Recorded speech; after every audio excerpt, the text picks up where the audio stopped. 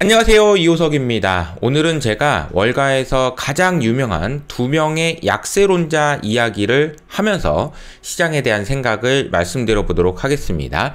뒤에는 저의 생각도 말씀드릴 테니까 끝까지 봐주세요. 자, 오늘 제가 소개해드릴 첫 번째 인물은 모건 스탠리의 마이클 윌슨이라는 분입니다. 이분이 2022년에 정말 기가 막히게 시장을 잘 맞췄어요. 그래서 내려간다. 지금부터 잠깐 올라갈 수 있어. 그러면 또 한 달 올랐다가 아니야 이제 또 다시 내려갈 거야. 그럼 또 내려갔다가 이걸 기가 막히게 잘 맞춰가지고 야, 윌슨이 누구냐? 모건 스탠리 윌슨이 누구야? 이런 이야기를 들었던 분입니다.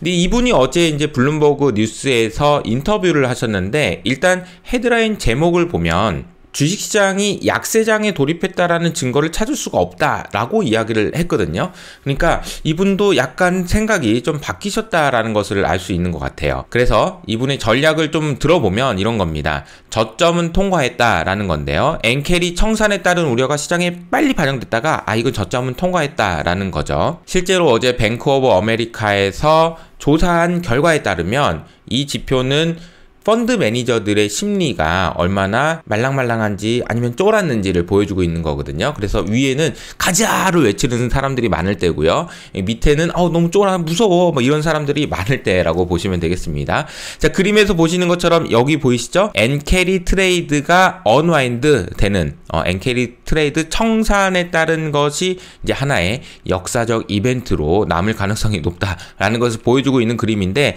과거에 비하면 예를 들자면 SVB 은행이 망했다든지 아니면 코로나가 터졌다든지 아니면 무역 분쟁이 터졌다든지 이런 사태에 비하면은 이 정도는 약과다라고 할 수 있는 정도의 수준인 것 같습니다.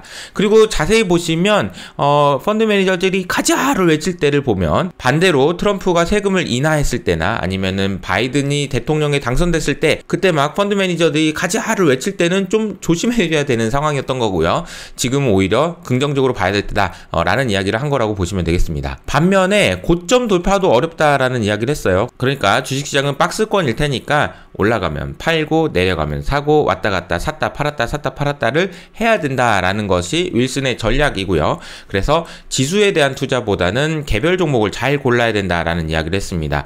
그리고 얼마 전에 주가가 올랐던 러셀 2000은 그냥 잠깐 오르다 말 것이기 때문에 크게 신경 안 써도 된다라는 이야기를 했습니다. 마이클 윌슨의 전략은 이 정도로 정리를 하고요. 더 흥미로운 분은 이분입니다. JP모건의 콜라노비치인데요. 제가 JP모건에다가 이게 줄을 그은 이유는 이분이 죄송하지만 잘렸습니다. 네, 콜라노비치라는 분인데요. 이분도 굉장히 월가에서 대표적인 약세론자라고 볼 수 있는데 이게 어느 정도의 이제 문제가 좀 있었냐면은 이제 롱웨이 콜이라고 해가지고 자 보시면 2022년에 주가의 최바닥일 때 콜라노비치라는 분이 이제부터 약세장입니다. 주가 더 많이 빠질 테니까 조심하세요라고 얘기했다는 거죠. 이 바닥에다가 그냥 지져버렸다라고 보시면 되겠는데 이제 문제는 이게 이제 그 뒤로 주가가 56% 상승하는 동안 계속 빠진다고 얘기했다는 거예요. 올랐는데 아니야 다시 빠질 거야. 결국 빠질 거야. 이런 식으로 하다가 결국에는 지난 7월 12일 날 잘렸다라는 거죠. 이게 잘렸다라는 것이 월가에서 굉장히 하이라이트가 됐는데 이유는 뭐냐면은 야 콜라노비치가 잘렸어? 야 그러면 이거 닷컴 버블 때 그때 기억나지 않냐? 닷컴 버블일 때도 그때 진짜 계속 주가 빠진다고 했던 사람이 잘린 다음에 곧 무너졌었거든 이라고 이야기를 하면서 사람들이 야 콜라노비치 잘렸대 어떻게 주가 고점인가 봐 라는 분위기 때문에 유명해졌다라는 건데요. 참 씁쓸하죠. 참 이분도 굉장히 좀 똑똑하시고 박사님이고 그런데 참 이게 좀 이런 대접을 받는 것이 좀 불쌍하기도 하고 그런 생각이 좀 들긴 하는데 어쨌든 그런데 이분이 다행히 다시 등장하셨습니다.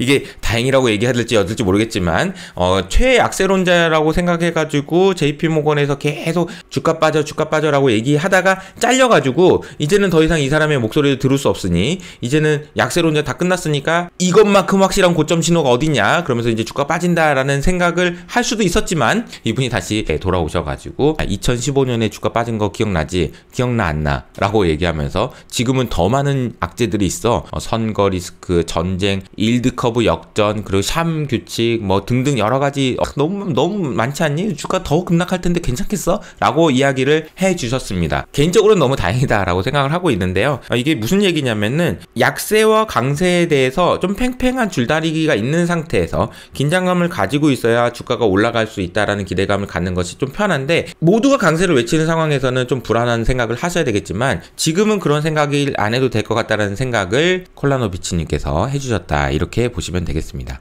저의 생각을 말씀드려보면 저는 이번에 조정이 어떤 시그널을 줄 가능성도 분명히 있지만 그것보다는 다시 한번 고점을 돌파하는 강세장으로 향후 6개월 이내에는 가지 않을까라고 생각을 하고 있기 때문에 이번 하반기가 어떻게 보면 버블로 가는 마지막 진통이다라고 생각을 하고 있습니다. 버블이 간다 라는 건 아니지만 어쨌든 AI라는 것이 과거 닷컴 버블보다는 훨씬 더 큰 사이클이고, 다행히 콜라노비치가 다시 등장해줬고, 그리고 당시에 닷컴 버블일 때 잘렸던 분이 잘린 이후로도 주가가 한 번 더 엄청나게 많이 오른 경험도 있거든요. 그래서 사람을 가지고 판단하기는 어렵지만 어쨌든 버블로 갈 수 있는 마지막 진통이다라는 생각을 가지고 있는데요.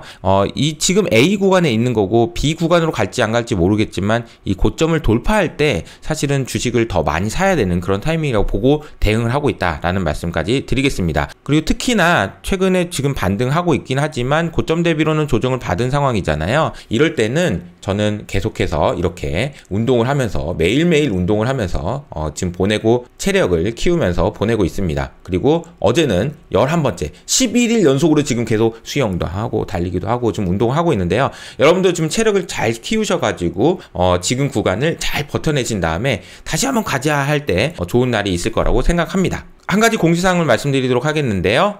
저희가 잘 알고 계시는 네이버 프리미엄 컨텐츠가 2주년을 맞이했습니다. 세상에, 제가 시작한 지 2년이나 됐다니 정말 꿈만 같은데 여러분의 응원이 아니었다면 절대 불가능한 일이었을 거라고 생각하기 때문에 정말 감사하다라는 말씀을 드리겠고요. 그래서 감사한 마음을 담아서 연간 구독권을 할인 혜택을 추가로 드리겠습니다. 그래서 밑에 있는 댓글을 통해서 확인해 보시고요. 이것뿐만 아니라 깜짝 선물을 준비하고 있는데 그 깜짝 선물은 조만간 공개할 거니까 기대 많이 해주시면 좋을 것 같습니다. 자, 오늘 내용이 좋으셨다면 좋아요, 구독 버튼을 눌러주시고요. 저는 여기서 인사드릴게요. 안녕!